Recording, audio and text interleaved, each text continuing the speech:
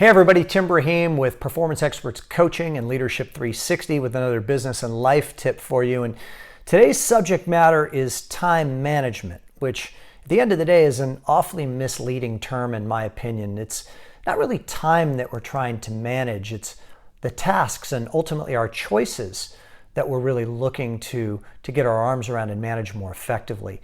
So in order to manage tasks correctly, and to be choosing into the things that are ultimately high payoff for us, we need to get really clear on what our hell yeses and our hell no's are in our life. And by hell yeses and hell no's, I mean, what are the things that we should be saying yes to consistently that are high payoff and energy positive versus what are the things that we choose into on a consistent basis that are very low payoff activities and maybe even more importantly, energy depleting.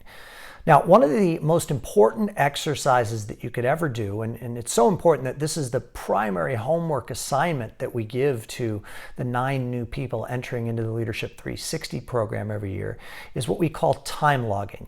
And here's what time logging looks like. We use a little spreadsheet that we've built that we give to our clients, and you could do the same or you could even do it just in a Microsoft Word document. It doesn't really matter, but what the key is the discipline itself. For the next 10 business days, so the next 2 weeks, what I'd like you to do is every 30 minutes, document what it was that you did in the last 30-minute period. Now, so then as an example, if you come into the office at 9 a.m., at 9:30, you're going to put 9 a.m. : and you're going to, just jot down very briefly what it was that you did in that half-hour block. And then at 10 o'clock, you're going to log what you did at 9:30, so on and so forth.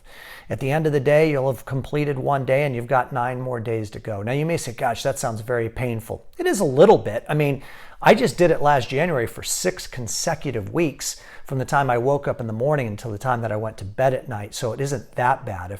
If I could do it for that long, you could certainly do it for 10 business days.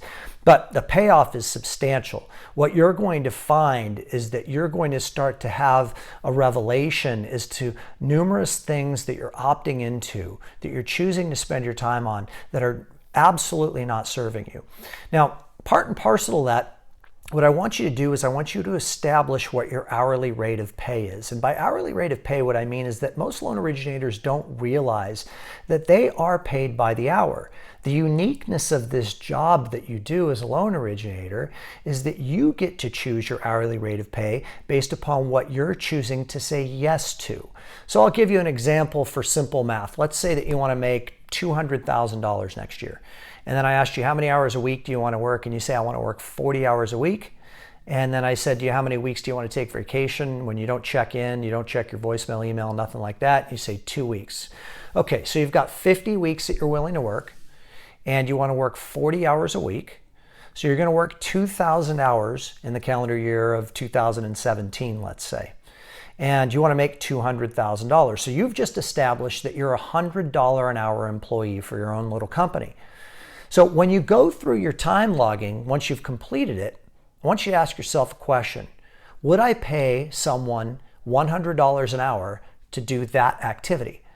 And if the answer is no, then I want you to highlight that activity in red. If the answer is yes, then I want you to highlight that activity in green. What you're going to find is that there are very few things throughout your day that you would pay someone $100 an hour to do. You would certainly pay someone $100 an hour to have a coffee appointment with a realtor that could ultimately yield numerous transactions over the course of the next several years. You'd certainly pay someone $100 an hour to have an interaction with a client that could yield a $3,000 commission check. You'd certainly pay someone $100 an hour to, at a high level, strategically plan your business, working on your business instead of in it. You'd pay someone $100 an hour to be an amazing leader of your team, to be able to get the most out of them and ultimately create your freedom. But you wouldn't pay someone $100 an hour to fight with an appraiser on a value that wasn't high enough, or to argue with an underwriter on a condition that you're trying to get waived so you can fund your loan more quickly. You see, these are the types of things that trip us up. Following up on conditions, statusing realtors, those are not things that you should be doing anymore. And one of the great revelatory processes, once again, is to log your time, assess how much you're worth, and to start saying no to the things that are not hell yeses.